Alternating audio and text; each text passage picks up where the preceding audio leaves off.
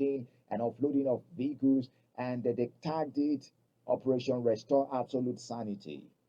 They say, hey, it is to instill orderliness, cleanliness, and civility in Aba, to be precise. And of course, they said it will extend to here, but uh, offenders are too many in this city. That's why they're focusing on Aba for now.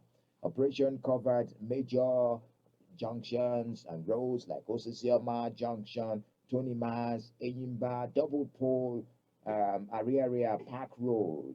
Some of you listening right now uh, um, observed what went down yesterday, all right? And traders and motorists who had encroached on public spaces and blocked drains were compelled to vacate these areas. We shared pictures from that operation yesterday on our Facebook page, and it elicited mixed reactions. Some in support, some against, some saying, hey, where do we go? This is not what is expected from the government now.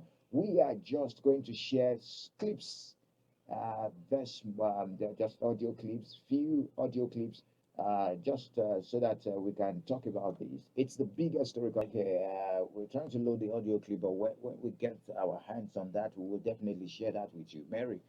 Well, I saw when we uploaded it, the story and the pictures on our Facebook page. And as much as I love what the government is doing, I even talked about it when they were, talking tough on those driving against traffic and all that, traffic offenders.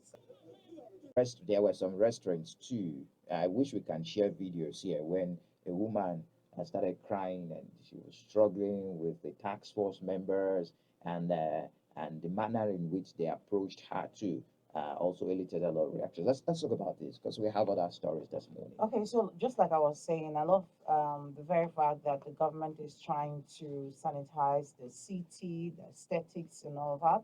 It's good. I remember when we had that major accident that happened around Waterside, and I remember there was a time the then government asked the people there to move. Up until that accident happened, before the government had to put their foot down and they had to move them from there. So we really do not have to wait, because if you see where these people stay to ply their wares, they are precarious areas.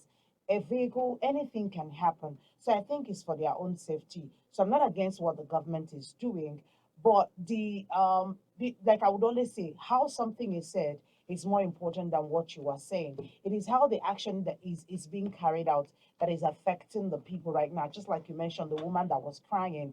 I was hoping that probably if there was a place that had already been put in place for them to move, a market or something for them to move their things to, because Like an whether alternative. yes, an alternative, whether Very you good. believe it or not, it's not everybody that can afford to pay a huge amount of money to get a shop in area international market or new market or a suku market or shopping center. So but if they can have a place like one of the drivers was saying, do not have a park. If they can have something like a park somewhere like that people can actually stay and put up their wares without Mm. blocking the roads. And people will know that this is where you can get this is where, it's okay for them. This is just the beginning of the year.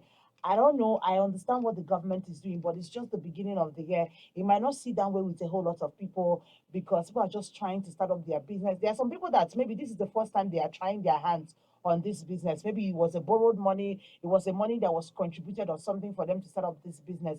All in all, it's good. But I was just thinking that, with the economic hardship, like some people are actually saying, maybe All the right. government would have offered an alternative, or maybe giving them a time, like in the month of March.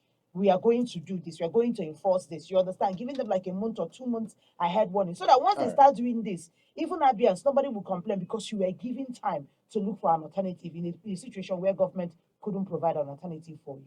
And we go straight for the first break on the show. Abia State government says it will employ 2,500 teachers to address the teacher shortage and ensure adequate staffing. And I'm very happy. This is an admittance that there are no, we have shortage of teachers. We spoke about it when we analyzed education in Abia. And it was one of the things I mentioned that most of the secondary schools do not have science teachers in Aba, and it's a big problem. In fact, there is no sustainability. There is a word I'm looking for right now. In a situation where you keep changing. Some of them, they make use of core members. And for example, a biology student that had a core member teaching him when he or she was in SS1. We have another core member after that one is done for 1 year. After another core member will teach you SS2. So there's no continuity. That's the word I'm looking for. There is no continuity. So the government is saying, hey, we're going to employ 2,500 teachers to address the teacher shortage and ensure adequate staffing across primary and secondary schools. That was actually part of what was discussed during this week's State Executive Council meeting. And there is an operation, another task force named Education Marshals to enforce the free and compulsory education program backed upon by Abia State government. According to the Commissioner for Basic Education in Abia State, Goodluck 𝗕𝗓𝗓, who said the task force who said the task force would ensure that all school-age children in the state will be in school during school